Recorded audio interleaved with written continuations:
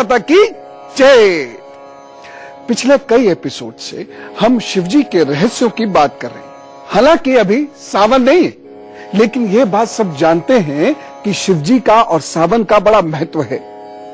कुंवारी कन्याएं इस महीने में सोमवार के व्रत करती हैं, जिससे उनका विवाह हो, उन्हें अच्छा सा दूल्हा मिले। इस महीने में रोग मुक्ति के लिए अनुष्ठान किए जाते हैं। क्यों? सावन में ऐसा खास क्या है जो शिवजी को अधिक प्रसन्न कर सकता है? आप में से एक व्यक्ति ने एक बड़ा अच्छा प्रश्न किया। मेरे दिमाग में यह प्रश्न 25 वर्ष पहले घुमा करता था कि क्या वास्तव में कुछ ऐसे दिन होते हैं जिसमें भगवान जी विशेष रूप से प्रसन्न किए जा सकते हैं? जैसे सावन में शिव भगवान प्रसन्न आसानी से हो जाते हैं, या फिर यह बात केवल मन को समझाने वाली है, इसके पीछे कोई तथ्य नहीं है?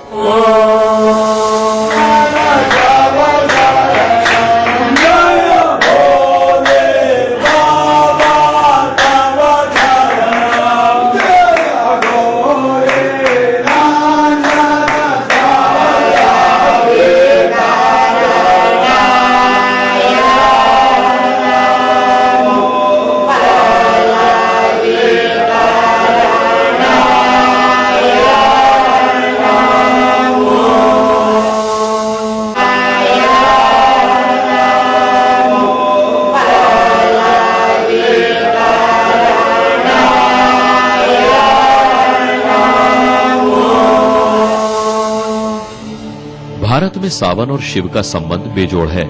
ये रिश्ता आध्यात्मिक भी है, वैज्ञानिक भी है, पौराणिक भी है और चमत्कृत कर देने वाला भी है।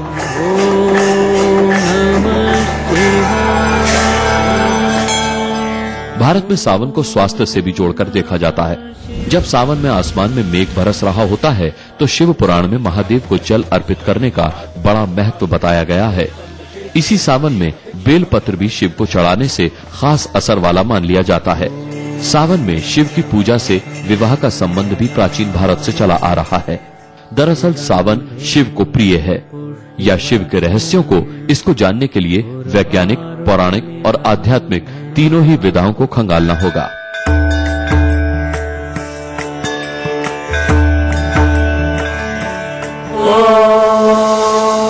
हम सावन के महीने को केवल अपने कुछ निहित कार्यों की पूर्ति से जोड़कर देख लेते हैं। ज्यादातर लोग हम में से भगवान की पूजा करते ही इसलिए हैं, मेरा फला काम हो जाए, मुझे अमुक सफलता मिल जाए। परंतु मेरी भक्ति मुझे ऐसा करने से मना करती है, क्योंकि इससे भगवान की महिमा बहुत कम हो जाती है। और खैर, हम मनुष्य हैं, हमारा स्वभाव ऐसा है कि हम भगवान से मांगे बिना रह नहीं सकते। जबकि वास्तविकता इससे थोड़ी हटकर है। सावन का महीना ज्ञान योग का महीना है।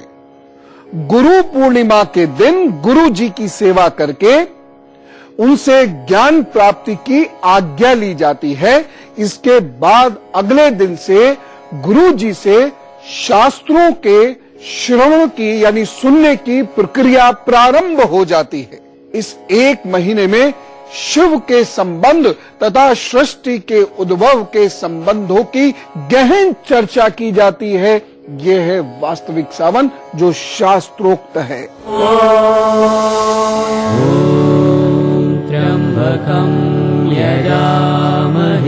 शिव की चर्चाओं को श्रावण मास की पूर्णिमा तक किया जाता था, अतः ये माह आध्यात्म की दृष्टि से बेहद महत्वपूर्ण है। सावन के महीने में बारिश होती है और जीव जंतु बाहर निकल आते हैं, अतः इस महीने में कोई मंगल कार्य नहीं करते, क्योंकि उसमें बाधाएं बहुत आती हैं।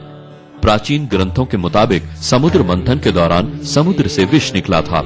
इस विष को पीने के लिए शिव भगवान आगे आए और उन्होंने विषपान कर लिया। जिस माह में शिवजी ने विष पिया था वो सावन का महीना था। विष पीने के बाद शिवजी के तन में ताप बढ़ गया और उनके स्वास्थ्य की चिंता से सभी देवताओं ने प्रार्थना की थी और उनका उपचार भी तलाशा था।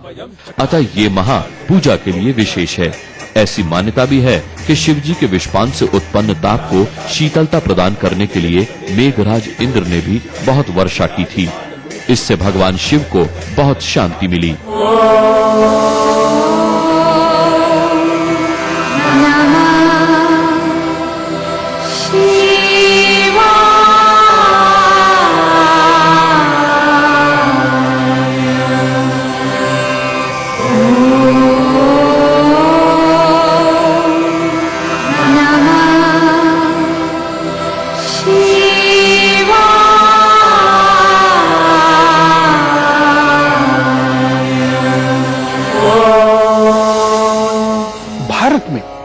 किसी भी पर्व या त्योहार को रखने के पीछे केवल एक कारण नहीं है, इसके बहुत कारण हैं। मैं हमेशा कहता हूं कि वेद पुराण इन सब में छिपा है हमारे महान भारत की आर्थिक और सांस्कृतिक धरोहरों का इतिहास। भारत पर में हमारी कोशिश भी यही है कि आपको इस महान देश की प्रामाणिक धरोहर का ज्ञान हो। सावन की पौराणिक कथा क्या है, यह मैं आपको बताऊंगा। वह कथा बताऊंगा जो स्वयं महादेव ने बताई थी, लेकिन उससे पहले मैं एक बात की चर्चा करना चाहता हूं। सावन में आपने देखा होगा शिवलिंग पर बेलपत्र अर्पित करते हैं। क्यों करते हैं? क्या कारण है बेलपत्र अर्पित करने का? जो प्रकृति के भी बेहद करीब है और जिससे आपका स्वास्थ्य भी अच्छा होता है, यह वह कारण है कि शिव जी को बेलपत्र अर्पित किया जाता है। आप सभी ने गर्मियों में बेल का शरबत तो जरूर पिया होगा। बेल का आयुर्वेद में काफी महत्व है। ये चिकित्सा में प्रमाणिक सच है कि बेल वात, पित्त और कफ को नियंत्रित करता है और पाचन तंत्र को मजबूत बनाता है। बेल का पेड़ आमतौर पर एक जंगली पेड़ है जिसे सामान्यतः लोग अपने घरों पर नहीं लगाते। अब पुराणों में शिव को ऐसा ही भगवान बताया गया है जो उसे स्वीकार करते हैं, जिसे कोई नहीं करता। बेल की पत्तियों का एक बड़ा गुण ये भी बताया जाता है कि इसकी पत्तियों को जितना तोड़ा जाएगा, इस पेड़ का उतना ही विकास होगा। मतलब शिव से जुड़कर बेल का पेड़ और उसके गुण लोगों तक पहुँचे और बेल का पेड़ श्रद्धा के दरवाजे से समाज में प्रवेश कर गया।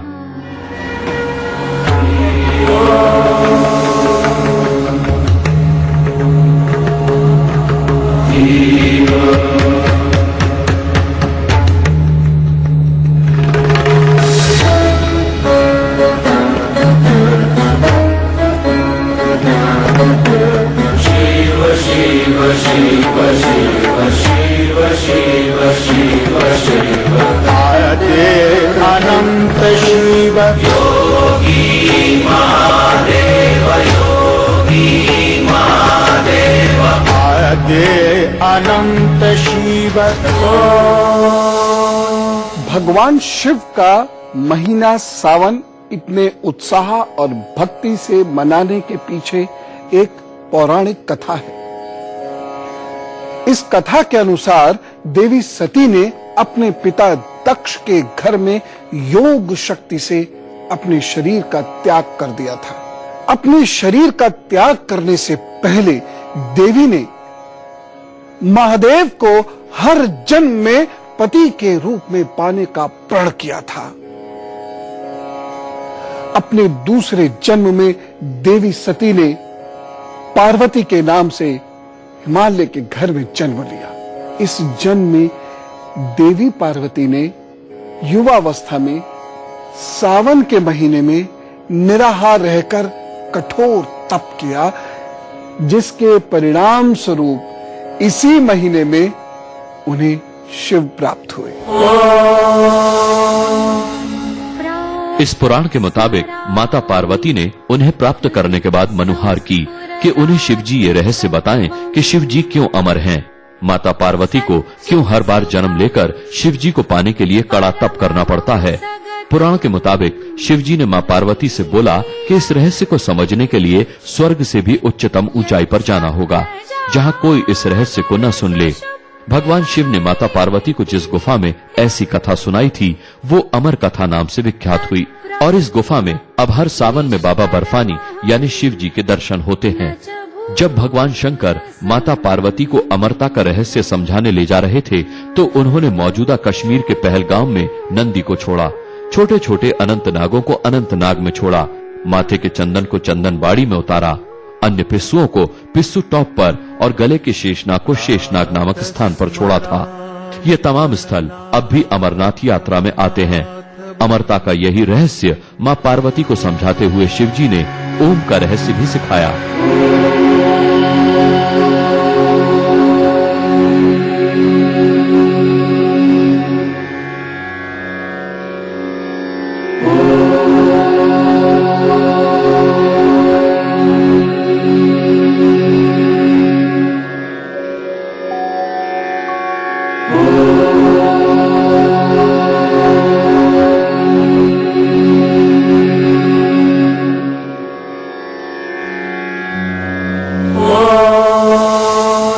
कि मेरे पीछे जो आप इस बर्फीली चोटी को देख रहे हैं, यही है कैलाश पर्वत और यही है भगवान शिव का स्थान, जहां वो विराजित थे। शिव जी को संसार के हित में विष पीने वाला देवता बताया गया है। उनको नीलकंठ कहते हैं। उन्होंने विष को पिया और यहां रोक लिया, नीलकंठ, क्योंकि विष पीने से शंकर भगवान का गला नीला हो गया था। समुद्र मंथन में निकला हलाहल विष पूरी सृष्टि को नष्ट कर देता, लेकिन शिव जी ने उसको अपने कंठ में समा लिया और पूरे समाज को बचा लिया। अब सावन में शिव जी के इसी रूप को वैज्ञानिक ढंग से भी समझा जा सकता है। इस माह में यानी सावन में शिव जी को हर वो वस्तु अर्पित की जाती है जो हमारे और आपके स्वास्थ्य के लिए विष समान है। आयुर्वेद के मुताबिक सावन में दही, छाछ, दूध, हरी पत्तेदार सब्जियों का सेवन वर्जित बताया गया है, क्योंकि ये शरीर में वात की समस्या को बढ़ाते हैं। इसीलिए इन वस्तुओं को महादेव पर अर्पित किया जाता है, क्योंकि शिव तत्व हर प्रकार के विष को ग्रहण करने वाले तत्व का प्रतीक है। आयुर्वेद के मुताबिक सावन में वात का प्रकोप होता है और पित्त जमा हो जाता है। यही वजह है कि बरसात में दही नहीं खाने की सलाह दी जाती है। इन दिनों रात में दही बिल्कुल नहीं खाना चाहिए, क्योंकि उस वक्त हमारी पाचन क्षमता कम होती है। आयुर्वेद कहता है कि सावन में दूध नहीं पीना चाहिए, क्योंकि सावन में कच्ची घास होती है। उस घास में बहुत सारे कीड़े मकोड़े होते हैं। जब गाय भैंस वही घास खाती हैं, तो उनके दूध में बहुत से रोगों के जीवाणु पहुंच जाते हैं। हमारे ऋषियों ने ये बात जनता को अपने तरीके से समझाई। उन्होंने नियम बना दिया कि सावन में शिव जी पर दूध चढ़ाया जाए। जैसे ही शिव जी पर दूध चढ़ाना शुरू होता है, लोग समझ लेते हैं कि अब दूध नहीं पीना चाहिए।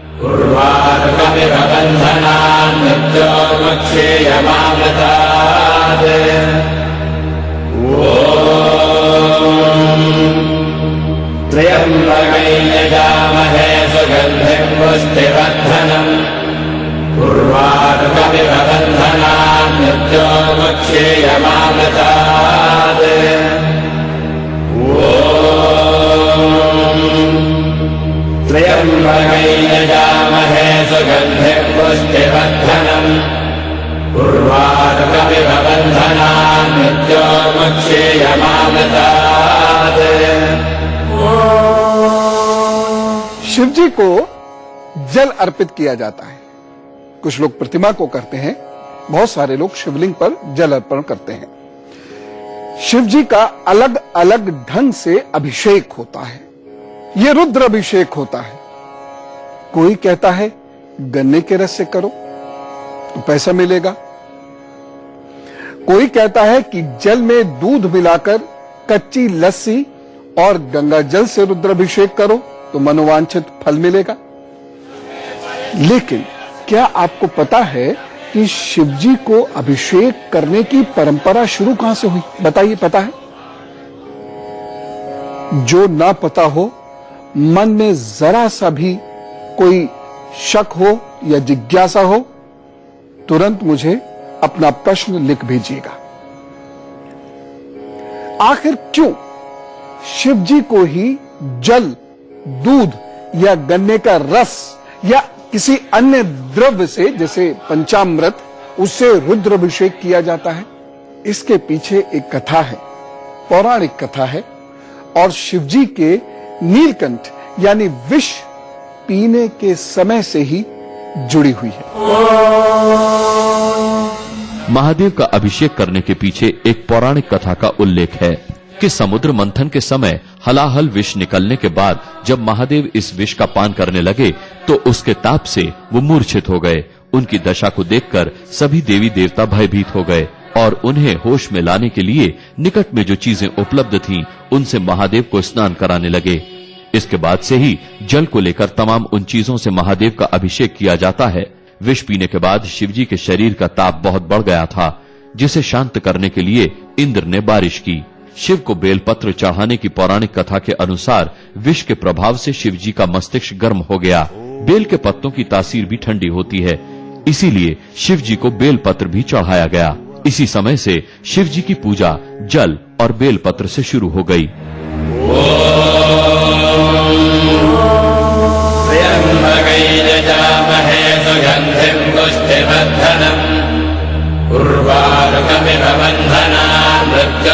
क्षीयमामृतात्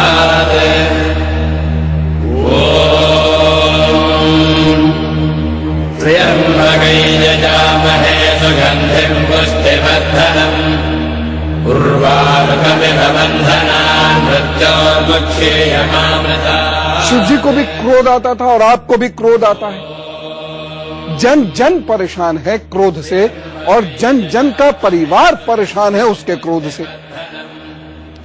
लेकिन एक फर्क है आपके और शिव के क्रोध में।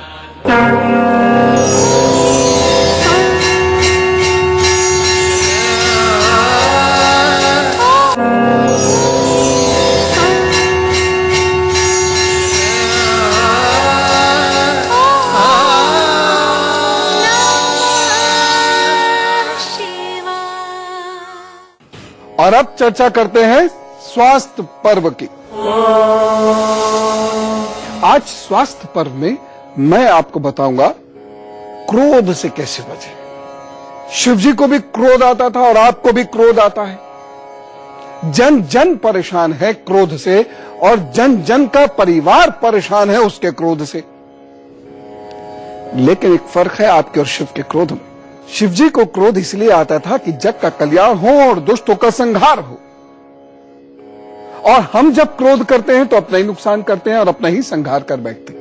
आपने शिव जी के तांडव के बारे में सुना होगा, देवी मां के गुस्से के बारे में भी सुना होगा, लेकिन जब उन्हें गुस्सा आता था तो वह सृष्टि का कल्याण करते थे और हम अपना नुकसान करते हैं। लेकिन क्या आपको पता है कि क्रोध करने से सिर्फ आपका समय और संबंध ही खराब नहीं होते, बल्कि शरीर भी खराब होता है और बुरी तरह खराब होता है। जब आप क्रोध करते हैं या तनावग्रस्त होते हैं तो एड्रेनालिन नामक एक रसायन का उत्पादन होता है जो शरीर में 18 घंटे तक रहता है। और यदि आप बार बार गुस्सा करते हैं तो इस रसायन की मात्रा शरीर में बढ़ती जाती है। इसी की वजह से इंसोम्निया यानी अनिद्रा, तनाव, शुगर का रोग, सरदर्द, कमजोर स्मरण शक्ति यानी वीक मेमोरी, ये सारी प्रॉब्लम्स हो जाती है। जब आपको बहुत गुस्सा आ जाए तो उसको भी शांत करने का उपाय है। ये उपाय आपको करना पड़ेगा, ये गुस्सा आपको शांत करना पड़ेगा, नहीं तो शिव प्राप्त नहीं हो सकते आपको। और जो उपाय मैं आपको बताए जा रहा हूं ये महान ऋषियों ने बताए हैं। जब क्रोध में हो तो ऐसी स्थिति में भोजन मत कीजिए और उसके बाद 25 मिनट तक चबा चबा कर भोजन कीजिए। तामसिक भोजन या वो भोजन जो आसानी से पचता ना हो उससे दूर रहिए। यदि आप क्रोधी इंसान हैं तो लहसुन, लाल मिर्च, तली हुई चीजों से अपने आप को दूर रखिए, नहीं तो वो दिन दूर नहीं कि रोग आपको पकड़ लेगा और फिर आसानी से छोड़ेगा नहीं। एक और उपाय बताता हूं जो हमारे महान ऋषियों ने बताया था, वो सौगात आप तक पहुंचा रहा हूं। 1 गिलास पानी में 10 ग्राम शहद और तुलसी के पत्ते 5 सुबह सुबह ले लिया कीजिए। हमेशा याद रखिएगा तुलसी के पत्तों को कभी चबाया नहीं जाता। जिन लोगों को क्रोध आता है उन्हें कसरत करनी चाहिए और जिन लोगों को बहुत क्रोध आता है उन लोगों को चीनी और मिठाई के प्रयोग से बचना चाहिए। अनुलोम विलोम करिए। शिव से हम क्या सीख रहे हैं? प्राणायाम सीखिए, अनुलोम विलोम करना सीखिए। जितनी ऑक्सीजन अंदर जाएगी उतना क्रोध कम होगा। अष्टगंध का तिलक मस्तक पर भरपूर लगाइए, उससे क्रोध कम होगा, मन शांत रहेगा। अष्टगंध क्या होती है ये? इसका भी वर्णन है। अष्टगंध यानी 8 प्रकार की गंध, यानी अगर, तगर, लाल चंदन, सफेद चंदन, कस्तूरी, गोरोचन, केसर और कपूर। हो सकता है आधुनिक युग में इनमें से कुछ चीजें आपको ना मिले, लेकिन अगर ये 8 गंध आपने प्राप्त कर ली, मिलता सब है, ढूंढना पड़ेगा और वह शुद्ध हो, इसके लिए थोड़ा ज्यादा प्रयत्न करना पड़ेगा। लेकिन यदि ये अष्टगंध मिला लिया, बना लिया आपने, तो इन सब को मिलाकर यदि आप बड़ा सा तिलक कर लें, वो कुछ घंटे आपके मस्तक पर वह तिलक रहे तो आप शांत होते चले जाएंगे। और एक भगवान श्री कृष्ण का एक सूत्र आप तक पहुंचाता हूं जो उन्होंने अर्जुन को दिया था जब वह गीता के उपदेश उन्हें दे रहे थे। उनका सूत्र है, अन्य लोगों से अपेक्षाएं कम कर दीजिए, क्रोध आना कम हो जाएगा। भारतीय समाज एक भक्त समाज है जो अपने देवी देवताओं से इस प्रकार जुड़ा हुआ है जैसे हम अपनी सासों से जुड़े रहते हैं। लेकिन इस समाज ने अपने देवी देवताओं को पहचानने का, समझने का प्रयास बहुत कम किया। भगवान शिव कोई साधारण देव नहीं है, देवादिदेव है, और जितना इनके बारे में आप जानते चले जाएंगे उतना इनसे प्यार होता चला जाएगा, उतना इनके प्रति समर्पण बढ़ता चला जाएगा। जितने भी देवी देवता हैं, 33 कोटि देवी देवता, इन्हें सबको समझेंगे, भारतीय इतिहास को, संस्कृति को गहराई से समझेंगे, जानेंगे संस्कृति का उत्कर्ष क्या है, और फिर कहेंगे गर्व से, भारत माता की जय।